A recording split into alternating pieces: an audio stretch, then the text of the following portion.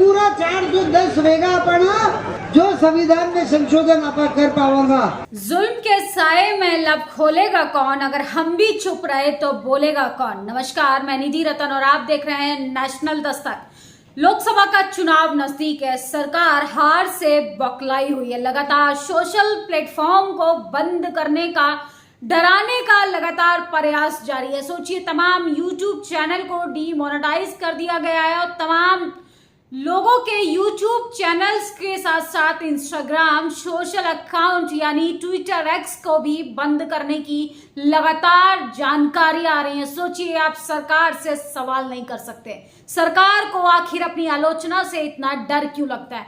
10 साल बेमिसाल का डंका पीटने वाले डंकापति प्रधानमंत्री अपनी आलोचनाओं से इतने डरे हुए हैं कि उनको समझ नहीं आ रहा कि 24 के चुनाव में उनका हश्र क्या होने वाला है। मुझे लगता है कि सरकार को चुनाव हारने का डर सताने लगा है। विपक्षी नेताओं को वो ईडी सीबीआई से डराने की कोशिश कर रही है। इसके साथ साथ तमाम सोशल मीडिया वाले पत्रकारों को किस तरीके से उनके पेट पर लात मारी जा रही है, ये काफी ज्यादा भयानक है। आचार संहिता का किस तरीके से उल्लंघन कर रहे हैं देश के प्रधानमंत्री और केंद्र सरकार। इस पर शायद इलेक्शन कमीशन को विचार विमर्श करना चाहिए कि आप एक देश में 2 कानून कैसे पास कर सकते हैं या 2 कानून को कैसे चला सकते हैं। आप कमजोर व्यक्ति को, जो मामूली यूट्यूबर्स हैं, जो पत्रकार है, जो सिर्फ अपनी दाल रोटी के लिए लिखना पढ़ना बोलना शुरू कर चुके थे, उनके पेट पर लात मारी जा रही है। अगर आप वाकई में आलोचनाओं से डरते हैं तो बंद कीजिए बड़े प्लेटफॉर्मों को, बंद कीजिए उन तमाम जो 10-10 मिलियन सब्सक्राइबर लेकर बैठे हैं और दिन रात आपकी आलोचना करते हैं। बंद कीजिए ऐसे प्लेटफॉर्मों को, बंद कीजिए ऐसे पत्रकारों का बोलना, क्योंकि आप आम कमजोर दलितों को, पिछड़ों को, आदिवासियों को डराकर इस देश में तमाम लोगों को डर बिठाना चाहते हैं और कमजोर लोगों को आप डराकर ये साबित कर चुके हैं देश के प्रधानमंत्री जी कि आप कमजोर प्रधानमंत्री हैं। सोचिए, इतिहास में ऐसा कभी नहीं हुआ कि बोलने की आजादी पर पाबंदी लगाई जाए। आप एक तरफ तो देश के प्रधानमंत्री लगातार अपने आप को राष्ट्रवादी कहते हैं, दूसरी ओर किस तरीके से बोलने की आजादी पर पाबंदी लगाई जा रही है, ये काफी ज्यादा चिंता का विषय बन चुका है। सोचिए, जिस दिन जनता अपनी वोट से चोट करने पर आ गई, कितनों को जेल डालेंगे, कितने चैनल्स को बंद करेंगे, कितने लोगों के सोशल अकाउंट को बैन करेंगे, कितने लोगों के अकाउंट को डीमोनेटाइज करेंगे। सोचिए, लोग तब भी बोलते थे जब सोशल मीडिया नहीं था, लोग तब भी लिखते थे और सरकार की पोल तब भी खोलते थे जब टीवी अखबार जनता की खबरें नहीं दिखाता था। सोचिए, तानाशाह सरकार अपनी क्रूरता पर उतर आई है। तमाम सोशल मीडिया पर लोग लिख रहे हैं कि सरकार जो है वो किस तरीके से आर्टिकल 19 का उल्लंघन कर रही है और आर्टिकल 15 का किस तरीके से मजाक बना दिया है कि लोग अभिव्यक्ति की आजादी के तहत अपनी बात नहीं रख सकते।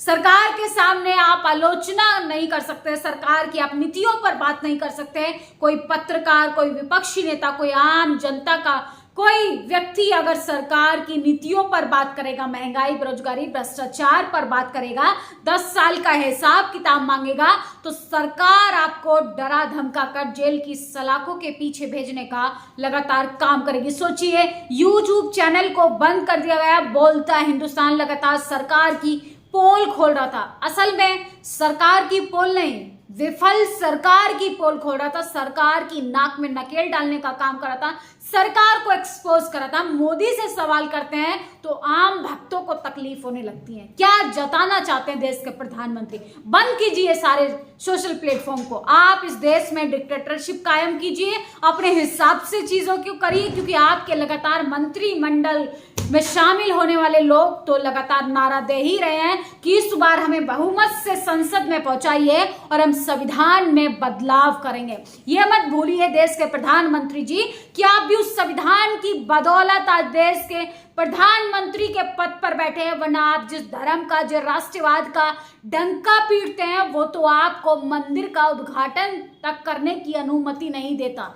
आपको किस तरीके से तमाम आलोचनाओं का सामना करना पड़ा और आप पत्रकारों को डराने की कोशिश कर रहे हैं। आप साफ साफ क्यों नहीं कहते कि 24 का चुनाव आखिरी चुनाव होगा और 24 के चुनाव के बाद इस देश में कोई चुनाव नहीं होने वाला है। तमाम लोग सोशल मीडिया पर लिख रहे हैं कि केंद्र सरकार के नोटिस के बाद यूट्यूब ने डिलीट किया बोलता हिंदुस्तान का चैनल। इससे पहले इंस्टाग्राम अकाउंट भी हो चुका है डिलीट। सोचिए, सरकार घबरा चुकी है, सरकार में बेचैनी है। ये खलबल ही बता रही है कि मोदी जी 10 सालों में एक असफल प्रधानमंत्री साबित हो चुके हैं। नाकाम सरकार रही है भारतीय जनता पार्टी ने। सिर्फ भ्रष्टाचार और लगातार भ्रष्टाचार किया है। सोचिए, बोलता हिंदुस्तान के लिए आज अगर हम सब आवाज नहीं उठाएंगे तो कल को आपके लिए आवाज उठाने वाला कोई नहीं होगा। यूट्यूब और मेटा जल्द से जल्द अकाउंट को रिस्टोर किया जाए।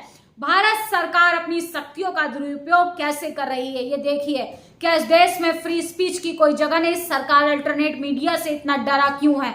कुछ नहीं मिला तो बोलता हिंदुस्तान का यूट्यूब चैनल को ही डिलीट कर दिया। किसी एक वीडियो पर आपत्ति थी लेकिन पूरे चैनल को बिना किसी इंफॉर्मेशन के डिलीट कर दिया जाता है। सरकार रीजन तक नहीं दे रही है। सोचिए किस तरीके से डिक्टेटरशिप लगातार कायम की जा रही है। हमारे YouTube चैनल पर भी लगातार नोटिफिकेशन जारी किया जाता है कि आप सरकार की नीतियों के खिलाफ आवाज मत उठाइए। चुनाव से पहले बोलता हिंदुस्तान का इंस्टाग्राम के बाद YouTube चैनल किया गया बंद। देश में संविधान और संविधान में आर्टिकल 19 है जो हमें आजादी देता है बोलने की, अभिव्यक्ति की आजादी। हम YouTube से मांग करते हैं कि बोलता हिंदुस्तान के YouTube चैनल को वापस किया जाए। सोचिए, लगातार सरकार जो है किस तरीके से डरी हुई है। आज तो देश के प्रधानमंत्री बिहार के जमुई में कह रहे थे कि कांग्रेस ने और आरजेडी पार्टी ने देश का नाम जो है बदनाम किया। देश के प्रधानमंत्री जिस तरीके से आजाद भारत में किस तरीके से डिक्टेटरशिप कायम करना चाहते हैं, संविधान विरोधी बयान देते हैं, लगातार आचार संहिता की धज्जियां उड़ा रहे हैं, ये काफी ज्यादा गंभीरता का सवाल है। सोचिए, ये दमन है शायद। तानाशाह इतना डर गया है कि सारे सरकारी तंत्र को स्वतंत्र आवाजों का गला घोटने में लगा दिया गया है। तो लगातार लोग जो हैं वो काफी ज्यादा परेशान है। भारतीय जनता पार्टी की ये नेता का, महिला नेता का ये बयान सुनिए, किस तरीके से इन लोगों को संविधान से नफरत है। वो संविधान जिन्होंने वोट के आधार पे ऐसे लोगों को चुनकर सत्ता में भेज दिया, ये सोचकर कि शायद ये हमारे हक अधिकारों पर बात करेंगे, लेकिन ये लोग तो संविधान विरोधी हैं। संविधान विरोधी बात करें, ये महिला नेता कह रहे हैं, वाह क्या सीन है। 400 पार नहीं 410 सीटें जीत ली तो जैसा चाहोगे वैसा संविधान में संशोधित कर सकेंगे, कुछ भी बात का माल समझाए। सोचिए, लगातार लोग जो हैं वो इन लोगों की धज्जियां उड़ा रहे हैं। सरकार को अब अपनी हार स्वीकार करनी चाहिए।